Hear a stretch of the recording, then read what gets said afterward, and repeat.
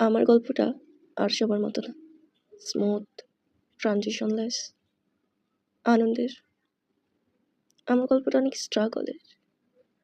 আমি যখন থেকে বুঝতে শিখছি, তখন থেকে প্রতিটা ধাপে আমাকে পরিশ্রম করতে হয়েছে। এক একটা স্টেপ পার করার জন্য এক এক রকম বাজি ধরতে হয়েছে।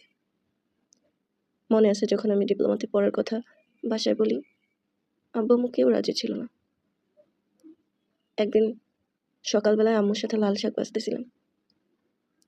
আম্মুকে অসহায়ের মতো বলতেছিলাম, কারণ পলিটেকনিকে অ্যাপ্লিকেশন করার ডেট মাত্র 2 দিন বাকি আছে। শাক বাছতে বাছতে আম্মুকে বলতেছিলাম, একটু ভরসা করে আমাকে ভর্তি হইতে দাও না, আমি তোমাদের ভরসা নষ্ট করব না। বলতে বলতে অঝোর ধারায় কেঁদেছি। জানি না আম্মু কি বুঝে আব্বুর সাথে কথা বলছিল, আব্বু রাজি হয়ে গেছিল। পলিটেকনিকে আসার পরের জার্নিটাও স্মুথ ছিল না। স্মুথ ছিল শুধু আমার রেজাল্টগুলো। সবসময় ফার্স্ট সেকেন্ডই হইতাম। পড়াশোনায় খারাপ করিনি কখনো। নিজের উপর আত্মবিশ্বাস রেখে দিনের পর দিন, রাতের পর রাত পরিশ্রম করেছি। আমি জানি না আমার এই গল্পটা অনুপ্রেরণার নাকি হতাশার, কিন্তু আমি জানি আমি লক্ষ কোটি হতাশা 2 হাতে পেছনে ঠেলে সামনে এগিয়ে গেছি। জানি না আমি ভবিষ্যতে কি করতে পারবো বা আমি ভালো কিছু করতে পারবো কিনা, কিন্তু নিজের মনকে এই বলে সান্ত্বনা দেই যে অন্তত এত দূর অবধি আমি আসতে পেরেছি। অন্তত আমার বাকি ক্লাসমেটদের মতো 9-10-এ ডিপ্লোমাতে এসে ঝরে পড়িনি।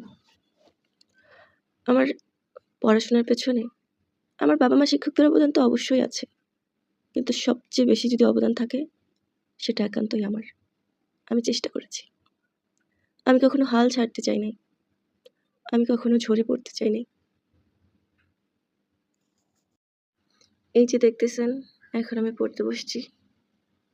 আমার অন্য ফ্রেন্ডরা এখন হয়তো নিজেদের মধ্যে আড্ডা দিচ্ছে, কোথাও রেস্টুরেন্টে খাইতে গেছে, অথবা এখানে ওখানে কোথাও ঘুরে বেড়াচ্ছে। ওদের মতো আমার জীবনটা এত সহজ না।